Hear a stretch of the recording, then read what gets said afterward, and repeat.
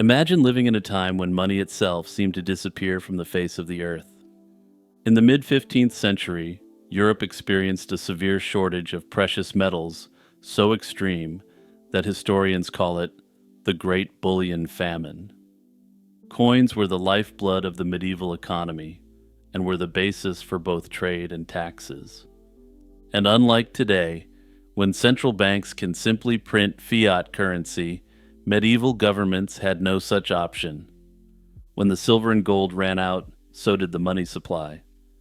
As these resources grew scarce, markets faltered, wages went unpaid in real currency, and everyone from merchants to kings found their treasuries running dry. The bullion famine was the result of a perfect storm of economic imbalance, geopolitical turmoil, and technological limits. One major factor was Europe's trade deficit with the Eastern world.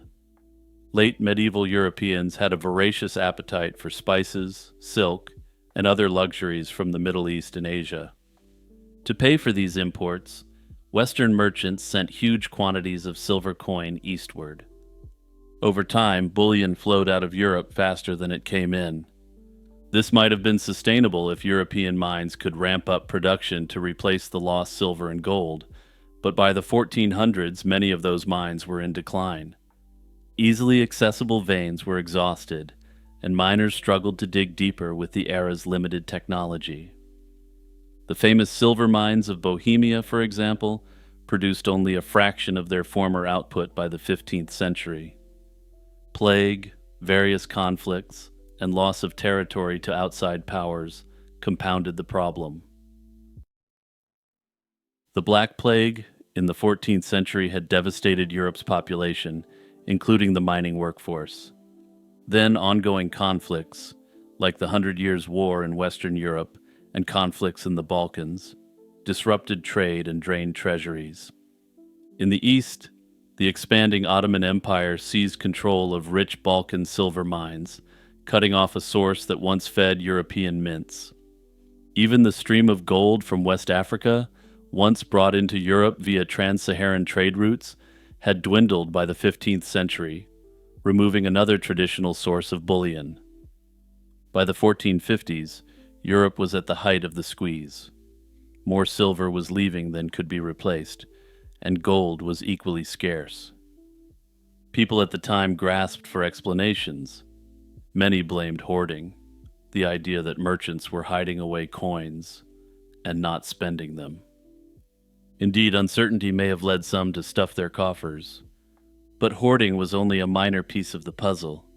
The real roots of the crisis lay in those bigger forces, a continent spending its money abroad while its mines ran dry amid plague and conflict.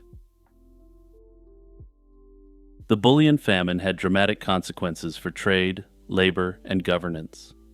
Commerce slowed to a crawl due to this lack of cash. Without enough silver and gold currency in circulation, buying and selling became difficult, and more transactions resorted to inefficient barter systems. The crisis also hit the workforce. Employers found it hard to pay wages in real money, and workers grew frustrated receiving pay in kind, such as food or cloth. In England, it became so bad that in 1464, King Edward IV decreed cloth workers must be paid in, quote, true and lawful money, rather than in goods. Even so, complaints continued, since often there was simply no silver available to pay artisans and laborers. Many people effectively fell back into a barter economy for daily life. Governments struggled to function as their treasuries thinned. Kingdoms needed coins to pay soldiers, equip ships, and administer justice. As bullion dried up, mints from England to Florence slowed or halted production. Some rulers resorted to debasement, the process of mixing less precious metal into coins to stretch the supply. This tactic allowed more coins to be minted from the same bullion, but it led to inflation and public distrust, since each coin contained less precious metal. By the mid-15th century, much of Europe was mired in an economic slump, and social unrest flared as communities struggled under the strain. Still, A few financial hubs weathered the storm better than others. For example, the trading cities of the Low Countries used sophisticated credit networks and alternative currencies to keep commerce moving even when silver was scarce. Solving the bullion famine took effort, innovation, and global exploration. One remedy was to boost mining output at home. The urgent need for metal drove technical progress in European mining. By the mid-1400s, miners had introduced new pumps and equipment to dig deeper into exhausted mines. This led to fresh discoveries or better yields in Central Europe, where rich silver veins were tapped in the 1450s and beyond. Those new mines didn't flood the market overnight, but they gradually increased Europe's coin supply and eased the worst shortages. Another remedy was to find bullion abroad. Portugal's explorers played a key role here. Portuguese ships sailed down the West African coast in the 15th century seeking gold. By the 1440s, they began bringing back African gold from trading posts on the Guinea coast. This African gold was a lifeline, allowing mints to strike more coins and keep commerce alive. Further, in 1498, Vasco da Gama's expedition opened a sea route to India. This gave Europeans direct access to Asian markets and reduced the need to pay for Eastern goods with Europe's remaining silver by cutting out most of the people in the middle. The most dramatic turning point came with the Age of Discovery. The search for precious metals, amongst other goods, drove explorers like Christopher Columbus to venture across the Atlantic. Columbus's 1492 voyage, though intended to find Asia, led to the European encounter with the Americas. Within a few decades, the Spanish were sending shiploads of treasure back home. By the 1530s, silver from rich mines in the Americas was pouring into Europe. This flood of new wealth decisively ended the bullion famine. By the mid-16th century, Europe had a far more plentiful money supply than before, marking the transition to a new economic era. Ironically, Europe then faced yet another problem: bullion-fueled inflation in the 1500s. This crisis left a lasting mark on how Europeans handled money and trade. The scarcity of coin forced people to innovate with credit and banking, helping plant some of the early seeds of capitalism.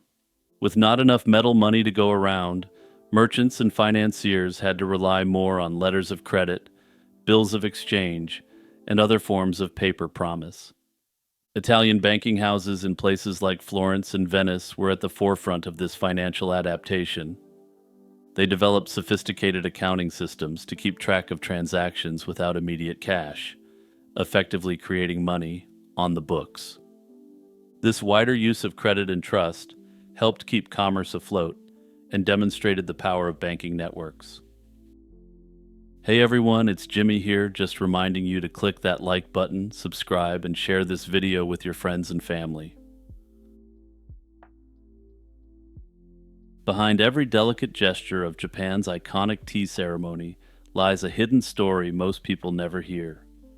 This is a tale of powerful aristocrats, fierce samurai, power struggles, Zen masters defying luxury, and even mysterious deaths. It's time for you to discover how a simple cup of tea became the soul of Japanese high culture. Tea first arrived in Japan from China during the Heian period, running from 794 to 1185 AD. The earliest record of tea in Japan dates to the early 9th century, when Buddhist monks who had studied in Tang Dynasty China brought back tea leaves and knowledge of its preparation. At that time, tea was consumed in the form called dancha, or brick tea. The leaves were compressed into bricks, shaved into boiling water, and often mixed with a variety of spices as a sort of tonic. This brew was prized for its stimulating medicinal qualities, and eager Heian aristocrats initially embraced it as part of a broader fascination with Chinese culture. However, as Japan's missions to China ceased with the Tang dynasty's decline, the court's enthusiasm for tea faded. The fashion of tea drinking waned among nobles, surviving mainly within Buddhist monasteries that quietly preserved the practice through the late Heian era. A new chapter began in the Kamakura period running from 1185 to 1333. During this period, Japan was introduced to powdered green tea, matcha, from China.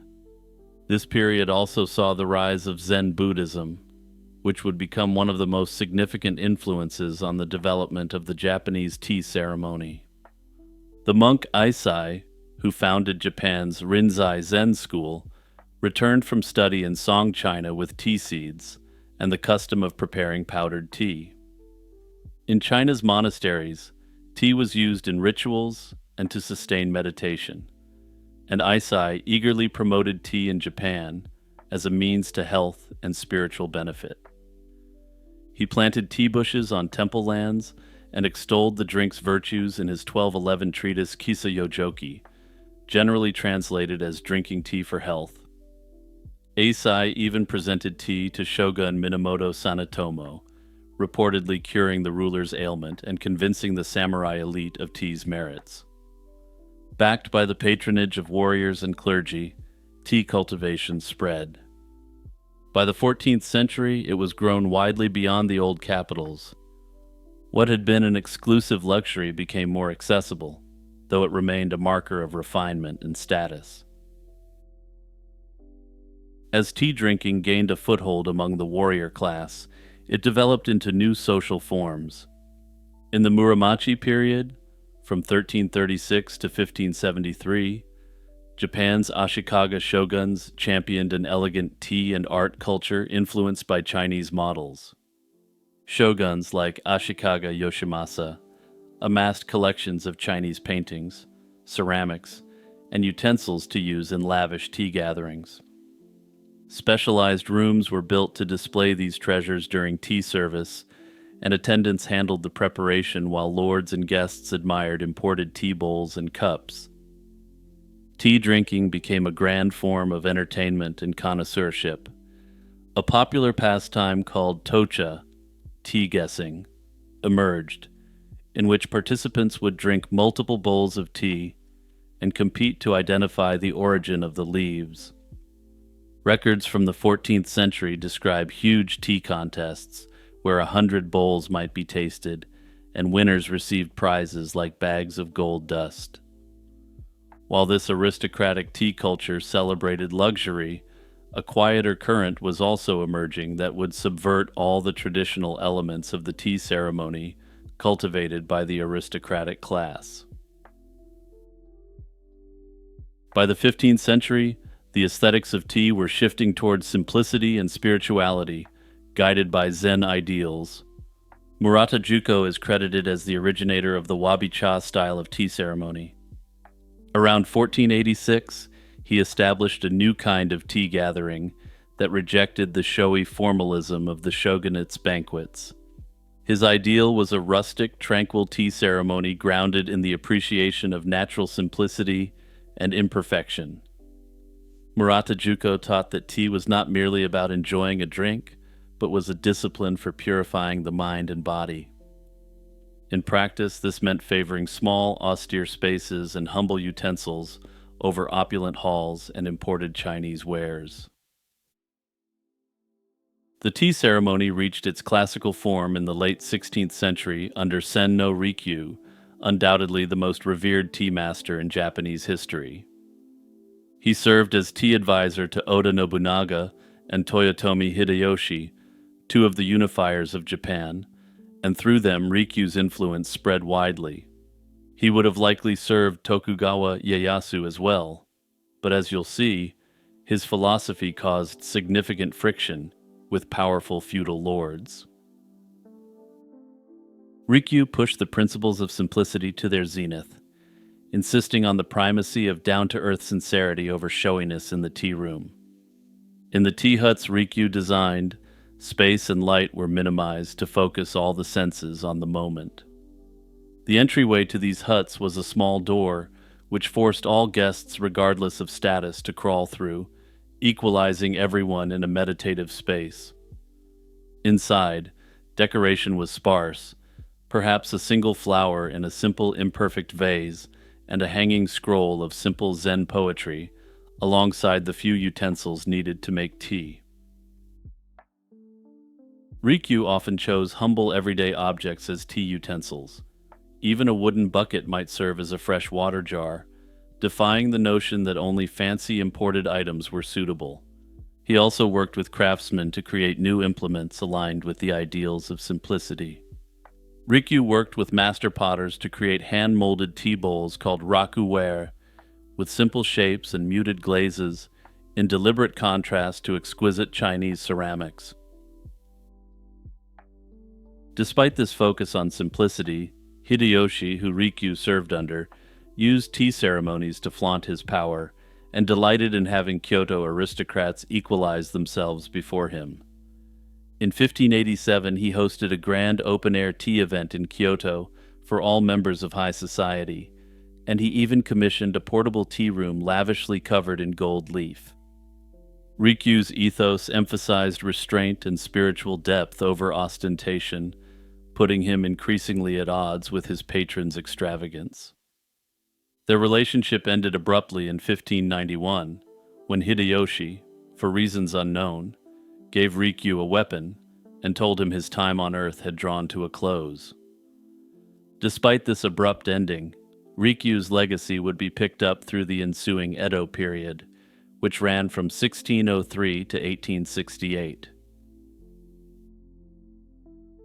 The Tokugawa government embraced the tea ceremony as an ideal training in refinement and etiquette for the now essentially decommissioned samurai class.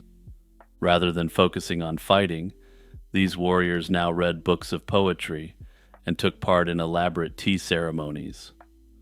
Rikyu's descendants and disciples carried his teachings forward by establishing enduring tea schools.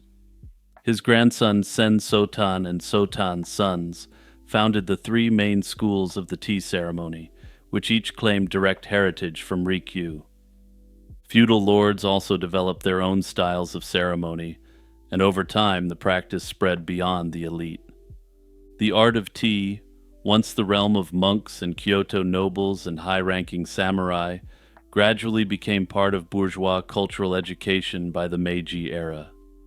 By that time, it had been seen as an embodiment of Japanese refinement since time immemorial. In the Meiji period, the tea ceremony began to undergo a further cultural shift. While it was initially completely dominated by men, women of the Meiji period ended up picking up the art as a way to preserve a significant part of Japanese culture.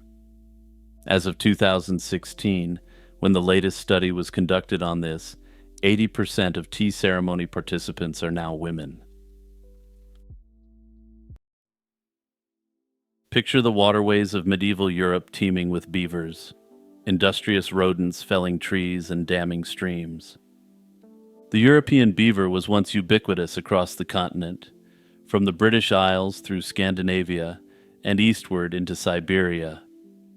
Yet starting in the medieval period, this fur-laden creature began to disappear from the heart of Europe. For thousands of years, European beavers thrived in rivers, wetlands, and forests across the continent.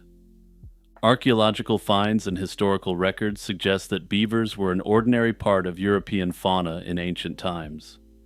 They were so common that early European cultures incorporated them into folklore and everyday life. However, by the Middle Ages, signs of trouble were emerging for the beaver. Beaver pelts and other products had become valuable commodities, and intensive hunting had begun to whittle down their numbers.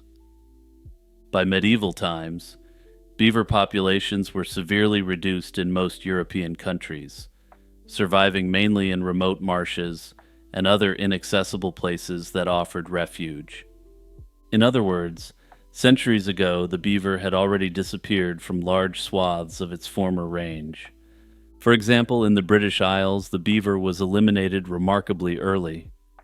Records indicate it was gone from England and Wales by the 13th century and from Scotland by the 16th century. In Portugal, the beaver is believed to have become extinct around 1450, while the creature fared better in Spain, lasting into the 17th century. Similar trends played out across the rest of Western Europe.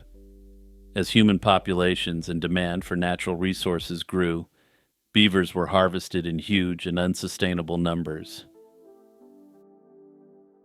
Several factors drove the beaver's early decline, but foremost was the high value of its fur. Beaver fur is dense and water-resistant, ideal for making warm, durable felt. In an era long before synthetic materials, this pelt was a prize for clothing and hat making. As early as the medieval period, European hatters and tailors prized beaver fur for crafting luxurious felt hats, trimming coats, and other garments. This demand only intensified in the following centuries. By the early modern period, a fashionable beaver felt hat was a status symbol among Europe's upper classes. The result was relentless hunting pressure on any beaver population accessible to trappers. By the 1600s, beavers had become so scarce in Western Europe that traders looked abroad to fill Europe's voracious appetite for their pelts. Fortunately for Europeans, but disastrously for the world's beaver population, North America was practically overflowing with beavers. Indeed, much of the exploration and European settlement of North America was spurred by the search for beaver fur, and millions of pelts were shipped to European markets. Simply put, the European beaver's depletion thus had global ripple effects, fueling a transatlantic fur trade and even the settlement of an entire continent. Fur was not the only beaver product Europeans coveted. Another potent incentive for hunting was castoreum, a pungent, oily secretion from glands near the beaver's tail. Castoreum had an almost legendary status in historical medicine and perfumery. Apothecaries from ancient Rome through the Renaissance prized it as a cure-all for various ailments. Dried beaver gland could fetch high prices as an ingredient in treatments for headaches, fever, and even epilepsy. Some medieval and early modern physicians believed castoreum's strong scent had therapeutic properties. While we now know these claims were exaggerated, the belief in castoreum's power meant virtually every beaver had its castor glands removed and sold. Perfumers, too, valued castoreum as a scent ingredient. It was used in luxury fragrances to add leathery or musky notes. Cultural and religious practices also played a role in the beaver's decline. In an unusual twist, the Catholic Church at one point classified beavers as fish for purposes of Lent fasting rules. This originated in the 17th century when French missionaries in Quebec, faced with strict prohibitions on meat during Lent, petitioned the church to allow beaver meat on the menu. A theologian in Paris agreed that because beavers lived in water, they could be treated as fish during Lent. This ruling meant that devout Catholics in some regions could eat beaver flesh on Fridays, or during Lent without breaking religious dietary laws. This practice migrated back from the New World to Europe, giving the green light for Catholics to consume European beavers to their heart's content. The beaver thus became a triple threat, so to speak. It was highly valued for its fur and for its castoreum, and now for religious reasons it wasn't officially meat. While hunting was the primary cause of the beaver's depletion, it was not the only one. The landscape of Europe was changing dramatically from medieval times onward. As agriculture expanded and human settlements grew, wetland habitats were drained and forests cleared, robbing beavers of places to live. Beavers rely on riverside woodlands and marshy areas to build their lodges and dams. The same rivers and fertile floodplains that beavers loved were also prime targets for farmers and town builders. Across Europe, many swamps and beaver wetlands were systematically drained to create arable land or to reduce malaria.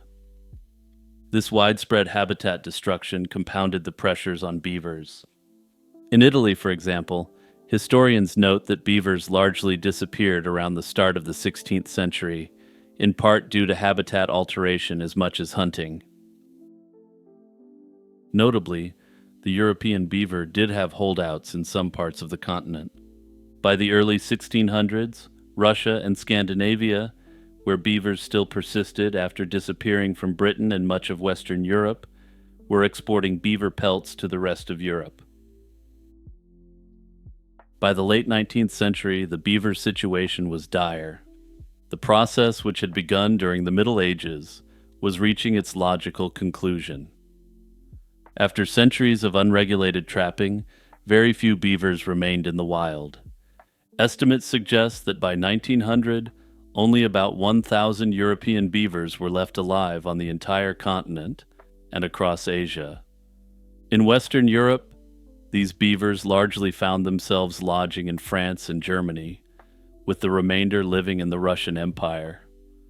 From the Atlantic coast to the Pacific, a species that once numbered in the tens of millions had been reduced to a handful of holdouts.